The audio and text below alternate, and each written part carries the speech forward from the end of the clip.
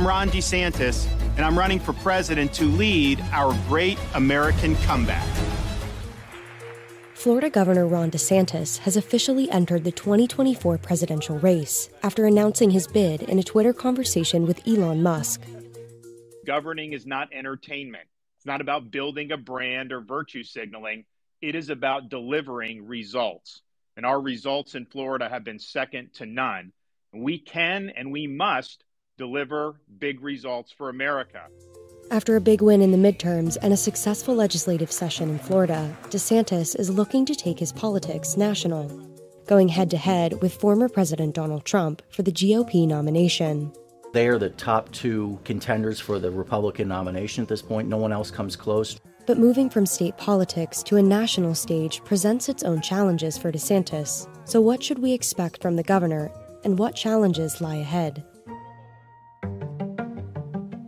Once close allies, the relationship between DeSantis and Trump has evolved greatly over time. We need to elect Ron DeSantis as your governor. Trump endorsed DeSantis in the 2018 gubernatorial election.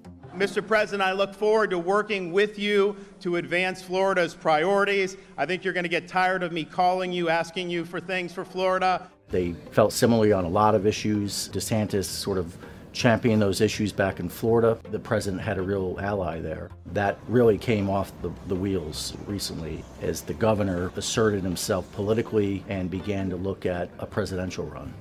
Now, Trump's attitude toward DeSantis has soured, often jabbing the governor about sagging approval ratings. Let's see, there it is, Trump at 71, Ron DeSanctimonious at 10%.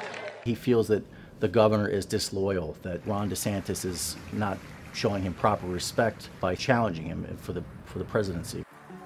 DeSantis has largely avoided responding to the former president's attacks.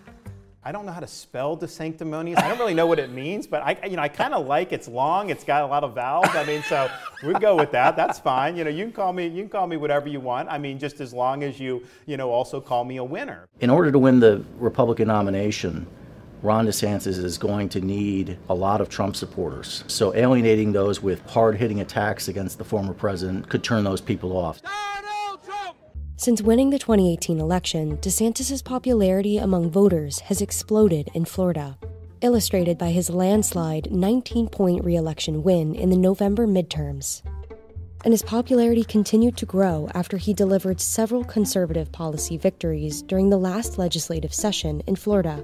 From restrictions on drag shows to limiting spending on diversity programs in colleges, DeSantis' policies have made national headlines and will likely serve as the backbone for his presidential campaign as he tries to win over a wider range of voters. He'll be able to say, look how effective I was. I got X, Y, and Z done versus, some of the struggles that Trump as president had getting his agenda passed. Other bills endorsed by DeSantis include allowing concealed handguns without a permit and a strict 6-week abortion ban. While those policies may serve DeSantis well in the primaries, they could also prove to be a challenge for him in the general election. In a Wall Street Journal poll asking about the right to carry a concealed handgun without a permit, 56% of Republican primary voters said they support that right, while nationwide, 65% of overall voters were in opposition. And for the 6-week abortion ban, 68% of Republican primary voters favored the ban, but 53% of voters overall opposed it.